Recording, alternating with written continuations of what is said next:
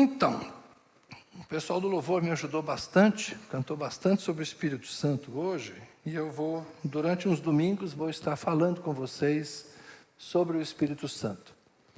Eu tenho, naturalmente, algumas das possibilidades para falar, mas hoje eu vou direto a um ponto que eu já conversei, mas é algo que precisa entrar na cabeça da gente. Este livro eu li há muitos anos atrás. Deus, o Espírito Santo, Martin Lloyd-Jones, é um intérprete muito dedicado da Bíblia. Ele se aposentou em 1968, depois de por 30 anos pregar na capela de Westminster. Vocês sabem quem é que frequenta a capela de Westminster? O rei da Inglaterra. É a capela frequentada pela família real. Então ele era o pastor que prega em Londres, pregou, durante muitos anos, pregou em Londres para a família real. Era um outro tipo de liturgia, eram sermões escritos. A obra de Martin Lloyd-Jones é muito extensa. Os sermões que ele proferia, assim como Spurgeon, eles eram escritos durante a semana. E eles eram lidos do púlpito. Então, são verdadeiras aulas. E, por causa disso, nós temos muitos livros escritos por eles. Ele escreveu um livro sobre Deus Pai, Deus Filho, e um outro livro sobre Deus Espírito Santo. Eu li esse livro há uns 30 anos. E quando eu li esse livro há uns 30 anos, eu aprendi aquilo que hoje eu vou falar para vocês, que o Espírito Santo não está aí convencendo as pessoas. Vocês já me ouviram falar, o Espírito Santo é quem convence? Alguém aqui já me ouviu falar, o Espírito Santo é quem convence? Quem já falou, o Espírito Santo é quem convence? Levanta a mão. Bora aí, gente, levanta a mão, vocês que já falaram, não vem não. Porque eu sei que tem mais gente aí. Vocês deixam de ser mentiroso. Quem já falou, o Espírito Santo é quem convence? Levanta a mão. Seus. Deus está vendo. Mas por que vocês nunca me ouviram falar o Espírito Santo é quem convence? Então, é porque o Martin Lloyd-Jones me ensinou que não é o Espírito Santo que convence. E eu preciso convencer vocês disso agora. Eu quero ensinar a vocês o mesmo texto. E eu já falei isso aqui algumas vezes, mas como todo mundo, em todo lugar, fala essas coisas, não adianta falar uma vez para corrigir, tem que falar 1000 vezes. E talvez você acabe não concordando comigo e com o Lloyd-Jones, fiquem à vontade, mas eu quero mostrar para você uma outra forma de entender o texto do Evangelho de Jesus segundo João, capítulo 16, a partir, vamos ver aqui, a partir do verso 5. João 16, a partir do verso 5. Tem muitas frases que nós falamos, e falamos sem entender por que falamos. É normal, tá? Isso não é só na teologia, isso é num monte de coisa.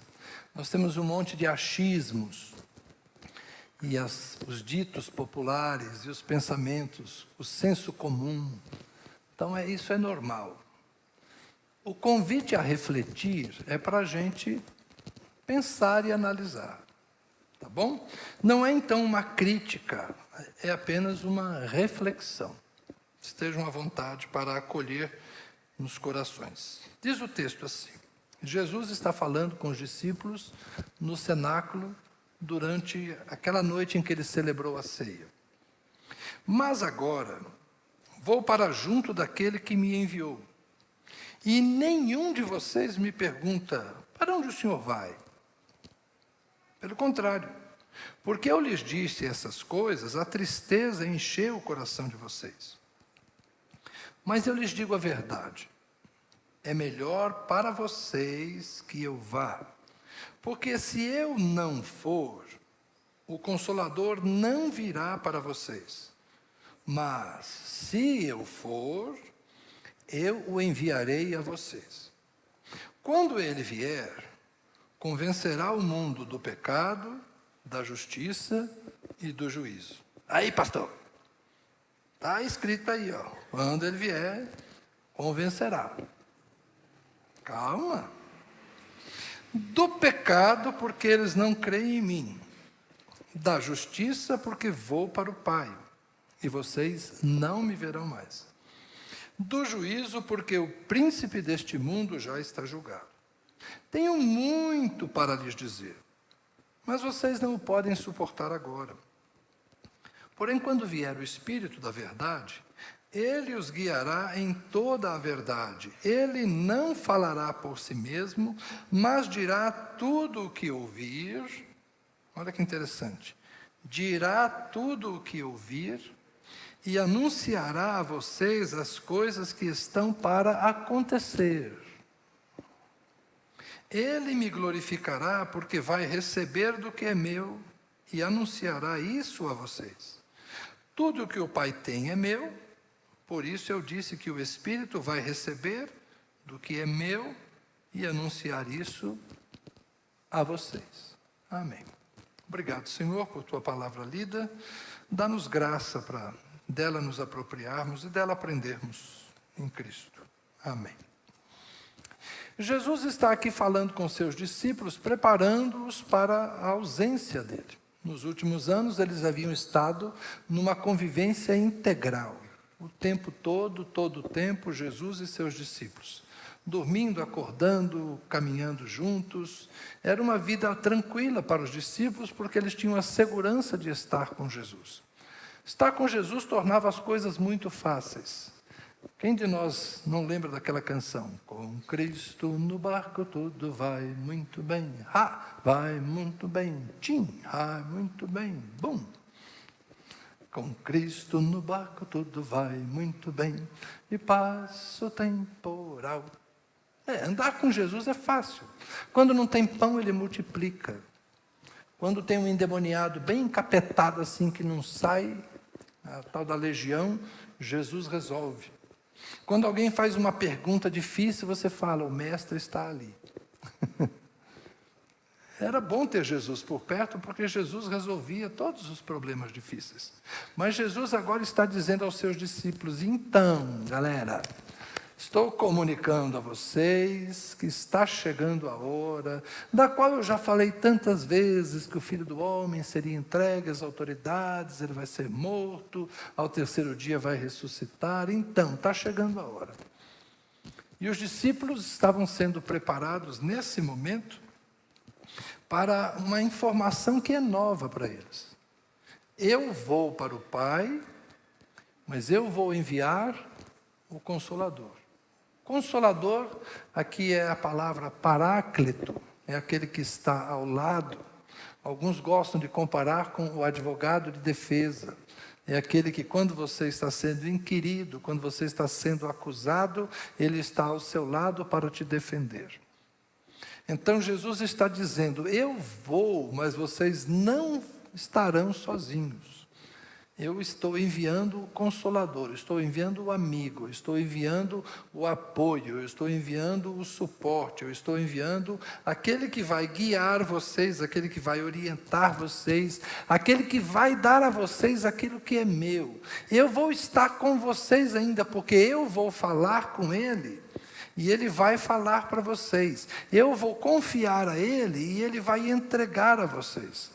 Ele vai me glorificar. Então, é como se Jesus dissesse, eu e ele estamos em perfeita harmonia. Lembra quando Jesus disse para Filipe, Filipe, eu e o Pai somos um. Quem vê a mim, vê o Pai.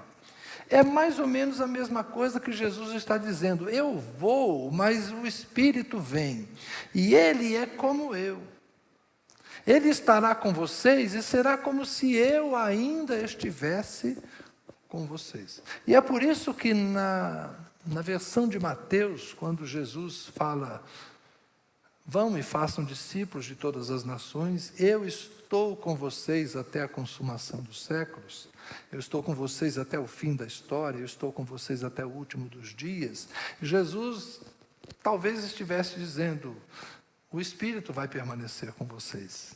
E Ele é o Espírito de Deus, Ele é o Espírito de Cristo. A pessoa do Espírito Santo, ao mesmo tempo que ela é distinta do Pai e do Filho, ela é um com o Pai e com o Filho. A Trindade é essa união impenetrável e inexplicável. São distintos, mas são o mesmo. Não há uma explicação racional para isso. Toda tentativa de explicar a Trindade cai em uma heresia. É como a tentativa de dividir a pessoa humana, o que é corpo, o que é alma, o que é espírito. Nós somos indivisíveis, nós somos uma coisa só. Deus é uma coisa só. Deus é Deus Pai, Deus é Deus Filho, Deus é Espírito Santo. E não tenta dividir o indivisível. Tá bem? É assim que funciona. E eles é que se entendem. Então, Jesus está dizendo aos seus discípulos que eles deveriam ficar alegres. Nesse momento, vocês estão profundamente tristes, porque eu estou indo embora. Mas é bom para vocês que eu vou embora. Porque se eu não for, o Consolador não vem. Sabe aquele filho que precisa sair de casa para viver a sua vida? Para se tornar pleno? Para chegar à maturidade? É como quando você pega seu filho de 4 anos e deixa ele na escola a primeira vez, ele chora. Na segunda vez ele chora, na terceira vez ele chora, na quarta vez ele chora para ir embora da escola. Ele percebe que a escola é mais divertida que ficar lá em casa com você, né? Aí depois seu filho tem o primeiro dia de trabalho dele, fica nervoso, como é que vai ser o primeiro dia de trabalho? Aí ele vai lá e volta do trabalho. Depois o filho da gente casa, e ele vai nervoso por causa. Bom, às vezes não, às vezes é bem animado para o casamento, né? Mas ele vai viver uma nova fase da vida, agora vai enfrentar o casamento. Aí um dia a filha vai dar à luz, quem que ela quer por perto? A mãe. Então, assim, a gente tem aqueles momentos da nossa vida que a gente vai enfrentar algo que é novo e eles precisam viver, então eles precisam caminhar, e a gente precisa soltar. É assim que a vida acontece. E Jesus precisa soltar seus discípulos. Eles têm que ir para as nações, eles têm que ir para o mundo, eles têm que ser testemunhas, eles têm que fazer o trabalho deles. Mas enquanto Jesus está com eles, por que eu vou fazer? Pensa bem, se Jesus estivesse aqui, vocês acham que eu estava aqui falando e Jesus ali sentado me olhando? Sou besta. Eu estava igualzinho a vocês, sentadinho aqui. Não, senhor, por favor, fala o senhor. Seria diferente? Se tivesse uma fila de oração, Jesus e os 12 aqui orando.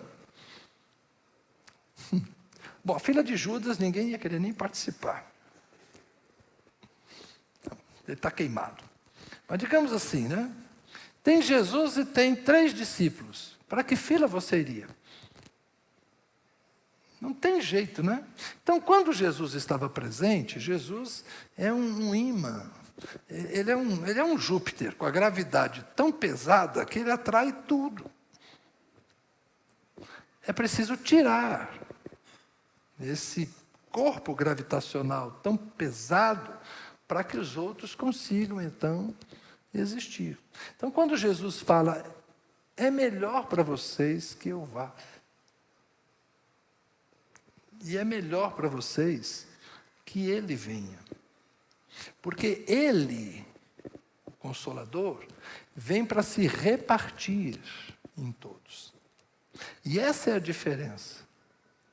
Jesus, essa eu pensei agora, não tinha pensado ainda não. Jesus veio para atrair todos a si. Quando vier o Filho do Homem, Ele atrairá. Quando o Filho do Homem for levantado, Ele atrairá todos a si. A cruz nos atrai a todos. A gente converge em Jesus. Manto, revelação fresca, a gente acabou de chegar. Todos somos atraídos a Jesus. E todos somos dispersos no Espírito Santo. O Espírito Santo, ele não nos concentra. O Espírito Santo se derrama e nos espalha. É diferente a missão de Cristo da missão do Espírito Santo. A missão de Cristo chama todos a si para que todos nós morramos na cruz. Mas a missão do Espírito é nos encher de Cristo para que todos nós nos dispersemos e levemos Cristo ao mundo. Então é necessário que Cristo venha para que a nossa existência faça sentido. Cristo cumpriu a sua obra, mas a missão da igreja depende muito da missão do Espírito. Tudo bem? Estamos juntos? Então, e essa história do quando ele vier, convencerá? Convencionou-se no inconsciente coletivo que quem convence do pecado é o Espírito Santo. Então, assim, olha, ele está pecando, eu estou vendo que ele está pecando, mas eu só deixo o Espírito Santo convencer, eu não vou falar nada. E o Batata leu hoje Gálatas capítulo 6, que diz exatamente o contrário. Se alguém for surpreendido em pecado, vocês que são espirituais, vão lá e conversa com ele. Não é o Espírito Santo que tem que ir lá conversar, é você, sou eu. Nós que somos espirituais temos que ajudar o irmão que for surpreendido em pecado. Então essa ideia de convencer não é bem isso que o texto está dizendo. E a gente tem que ler a frase completa, né? O desenvolvimento da ideia.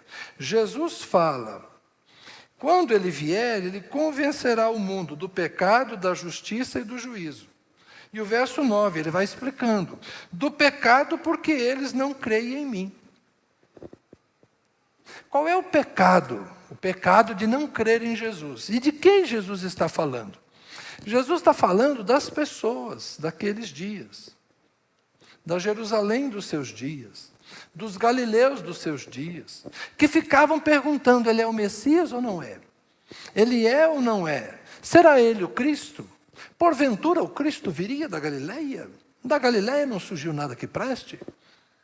Então era essa a questão. Uns criam, ele é o Cristo. Outros diziam, não, ele é o enganador. Não, ele é a mão de Deus. Não, ele opera pelo poder do príncipe dos demônios. É Beelzebul que está ali. Então você tinha diferentes percepções sobre Jesus. Havia fé, vai mulher, a tua fé te salvou. Mas também havia incredulidade. Ai de ti Corazim, ai de ti Betsaida, ai de ti Cafarnaum. Se em Tiro e Sidom, ou mesmo Sodoma e Gomorra, se fizessem os sinais que foram feitos entre vocês, até eles teriam crido. Por isso vai ter mais misericórdia para os moradores de Tiro e Sidom, de Sodoma e Gomorra, do que para vocês.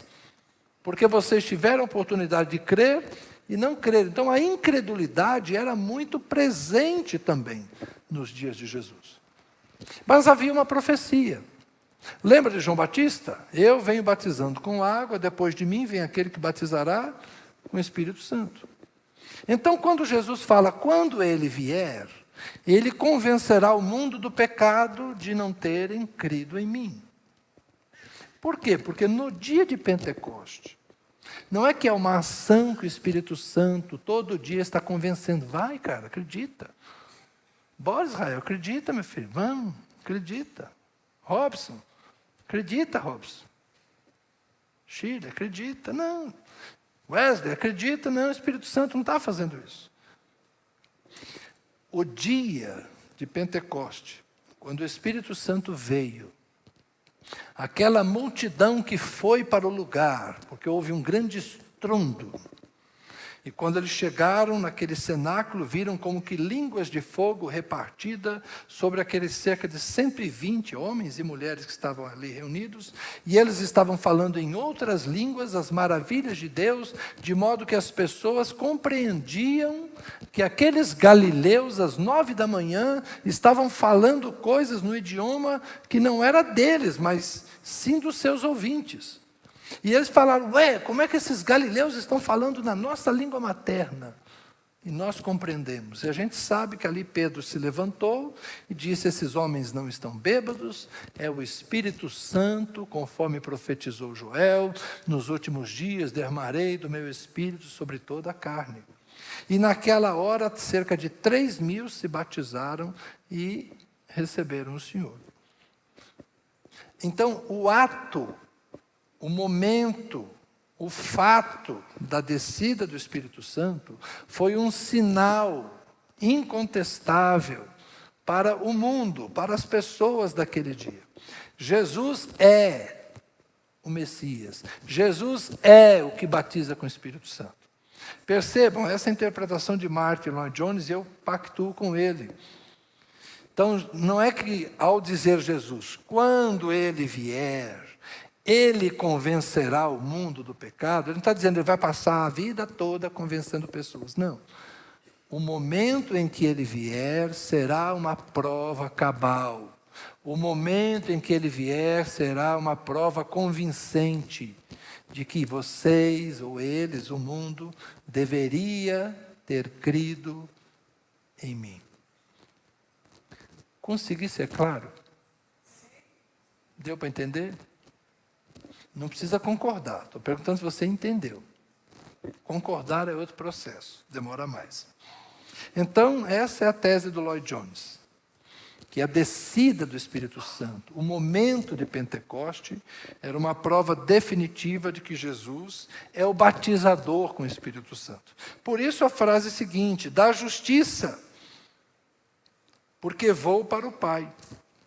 Como é que eu interpreto que o Espírito Santo convencerá do pecado? É fácil, convenceu do pecado, porque eles não creram, mas diante da evidência, Jesus falou que ia mandar o Espírito Santo veio, é sinal que ele está certo e as pessoas erraram em não ter crido. Convencer da justiça, porque vou para o meu Pai. Jesus está dizendo o seguinte, o fato de o Espírito chegar aqui na terra é sinal que eu cheguei no céu.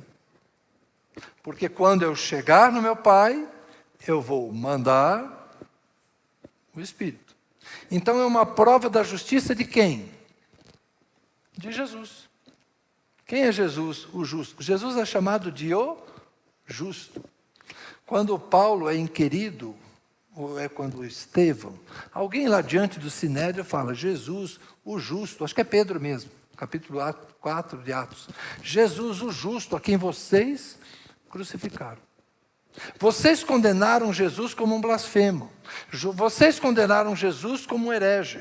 Vocês crucificaram Jesus como alguém que pecou ao dizer que era filho de Deus. Mas ele foi ao céu. E do céu ele mandou o Consolador. É sinal que ele não era um blasfemo. Ele não é um mentiroso. Ele é justo.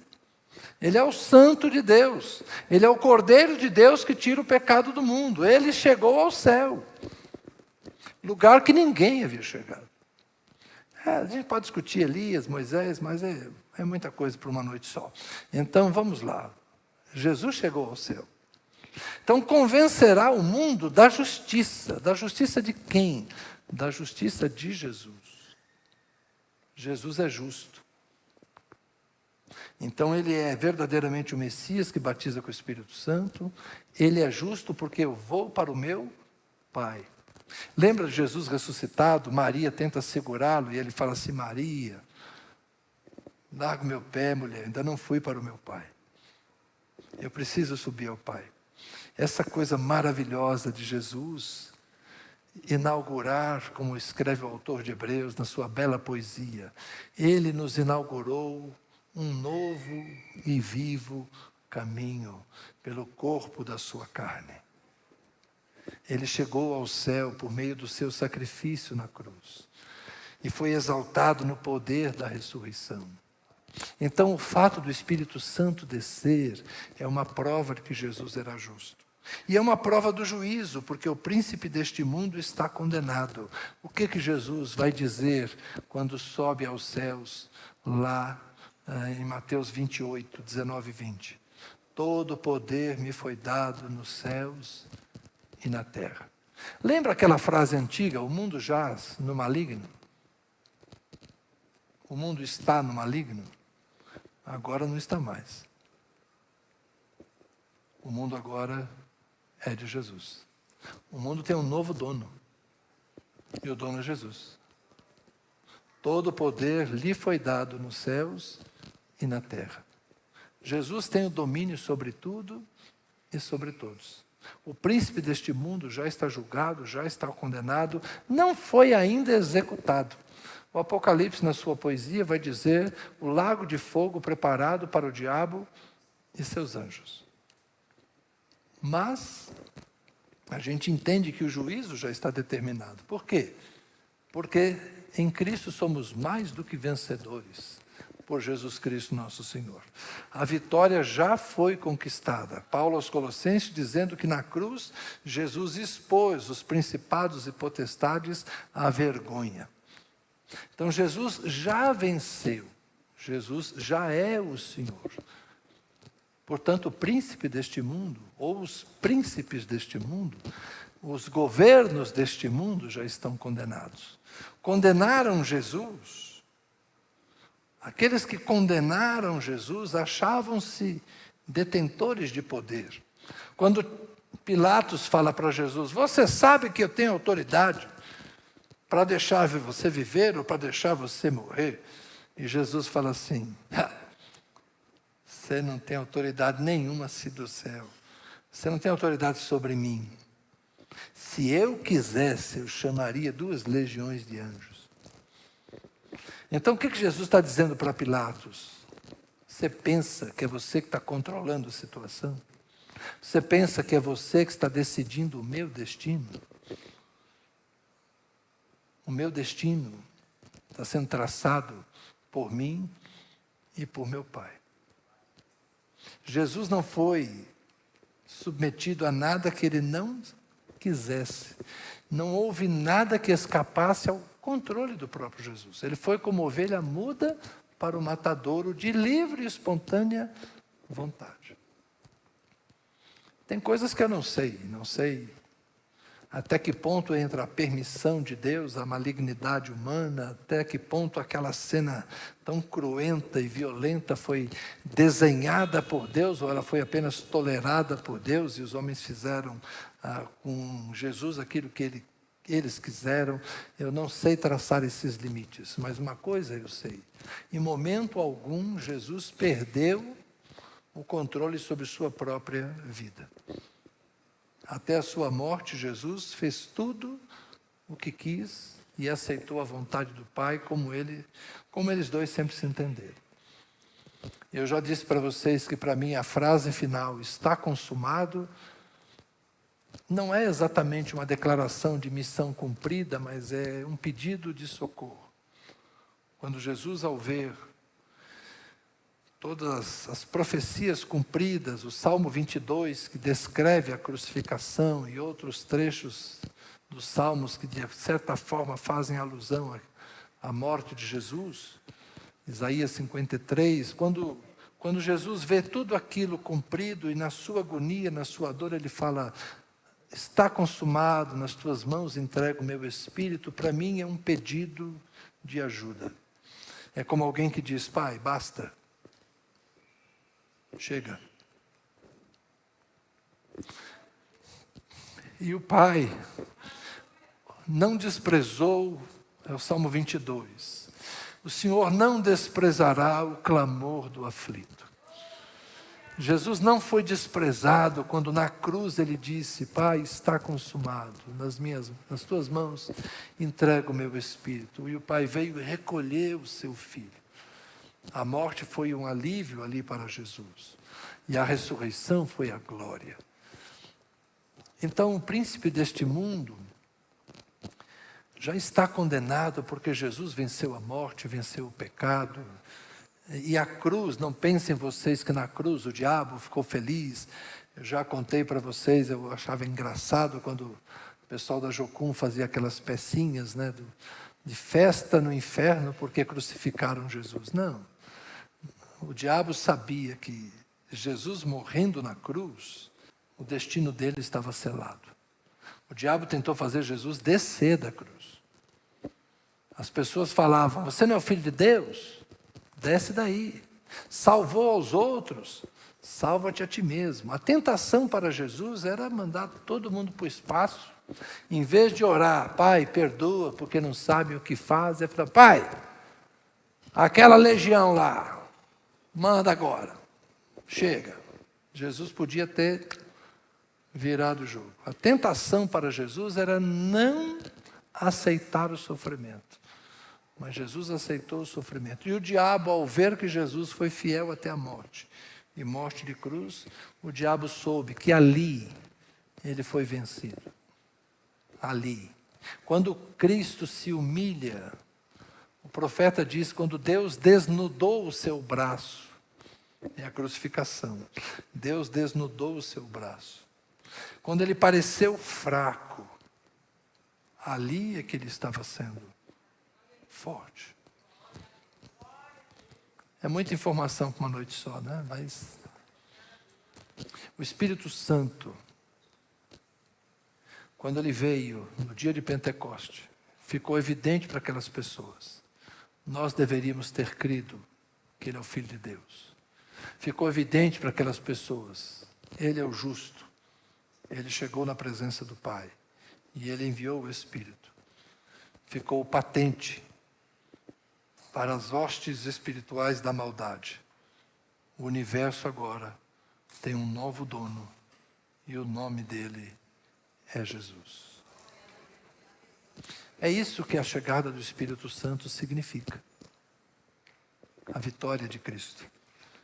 E a presença de Cristo agora, por meio do Espírito, enchendo primeiramente aqueles 120 que estavam ali reunidos, e depois outros mais foram sendo cheios do Espírito, e outros mais, e aqui estamos nós, também cheios do Espírito Santo, para dizer que Jesus Cristo é justo, para dizer que Jesus Cristo é o Messias, para dizer que Jesus Cristo é o Filho de Deus, para fazermos a obra de Deus e para anunciarmos a novidade de vida. Nós somos uma prova de que o Espírito Santo ainda está presente e atuante no mundo. Nós somos um sinal para o mundo. E é por meio desta presença do Espírito Santo em nós que o mundo pode ser convencido. Perceba então que não é uma obra dele. Nós somos um sinal para o mundo de que Jesus Cristo é salvação, de que Jesus Cristo é santidade, de que Jesus Cristo é perdão, de que Jesus Cristo é reconciliação. Nós, igreja, templo do Espírito Santo, nós, igreja, corpo de Cristo, vivificados pela presença poderosa do Espírito Santo, nós continuamos sendo este sinal. Então, quando ele veio lá em Pentecoste, foi um marco para Jerusalém. Aquela população que conheceu Jesus e que ouviu Jesus falar no templo e em outros lugares, aquela população pôde ter uma prova cabal de quem é Jesus e da sua vitória. E hoje nós, templo do Espírito Santo, também podemos ser este sinal. Nós podemos ser um convite à santidade, porque as pessoas podem olhar para nós e dizer, se ele consegue, eu também consigo. Se ele foi transformado, eu também posso ser transformado. Se ele diz que é uma nova criatura, Deus pode fazer de mim também uma nova criatura. Se ele disse que as obras que ele fazia antes, ele deixou. O pecado que ele cometia antes, ele deixou. E agora ele consegue viver uma vida diferente, eu também posso. Se ele dizia que antes ele era um aflito angustiado, e hoje ele é um cidadão pacificado, eu também posso. Nós podemos ser um sinal para o mundo. Então, o mesmo Espírito que naquele dia foi um sinal para Jerusalém, este mesmo Espírito pode fazer de mim e de você um sinal, um convite para que as pessoas creiam. Portanto, é uma outra forma de entender esse texto, mas é a mesma forma de viver a vida em Cristo. Sobre essa vida em Cristo, eu vou recorrer ao apóstolo Paulo, no capítulo 8 da carta aos Romanos. Mas isso é para o outro dia. Amém? Se você quiser, pode continuar dizendo que o Espírito Santo convence, mas eu vou continuar com Lloyd Jones aqui. Vamos orar?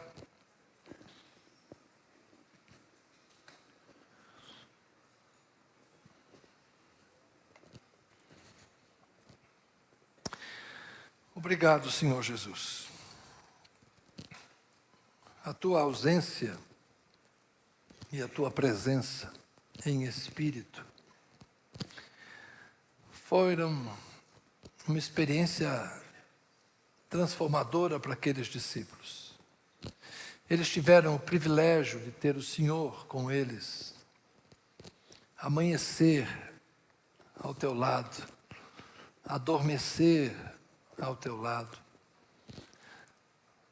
João teve o privilégio, Senhor, de ouvir o teu coração pulsar quando reclinou a cabeça no teu peito.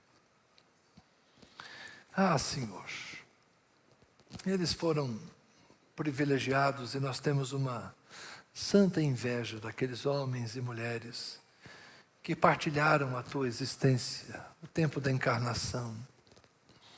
Mas nós temos a alegria de partilhar a tua presença também conosco. Nós somos gente que te conhece de outra forma. Os nossos olhos não te viram, nossas mãos não te tocaram, não sentimos o odor da tua pele, não comemos do pão que multiplicaste ou os peixes, não bebemos do vinho que antes fora água. Não são estes sentidos, ó Deus, que nos fazem conhecer Jesus. Não são os sentidos do nosso corpo,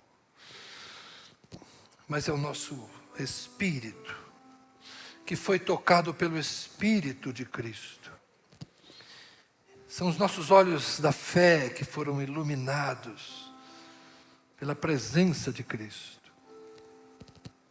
É o Cristo encarnado, assunto aos céus. É o crucificado que foi ressuscitado e agora glorificado, tendo nas mãos as marcas da cruz e no lado a marca da lança, e está à destra do Pai, de onde intercede por nós, de onde ainda nos contempla e nos conhece. Mas não está ausente de nós, enviou o Paráclito, enviou o Consolador, que habita em nós, que está conosco e que nos guia a toda a verdade. Afasta de nós o engano, afasta de nós a dúvida, afasta de nós a incerteza. É o Espírito que nos guia, é o Espírito que nos atrai a Cristo, é o Espírito que nos revela a Cristo, é o Espírito que nos santifica, que nos dá vida, que nos modela, que inspira a igreja, que move a igreja.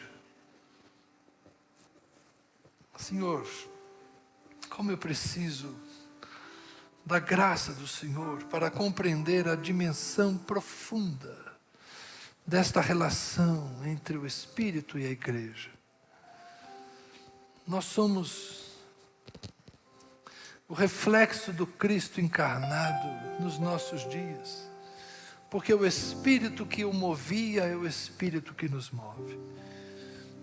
Ajuda-nos a crer, Senhor, e ajuda-nos a ser esse povo que discerne quem é, que compreende a sua missão, que sabe por que está no mundo, que sabe o que espera, sabe pelo que vive,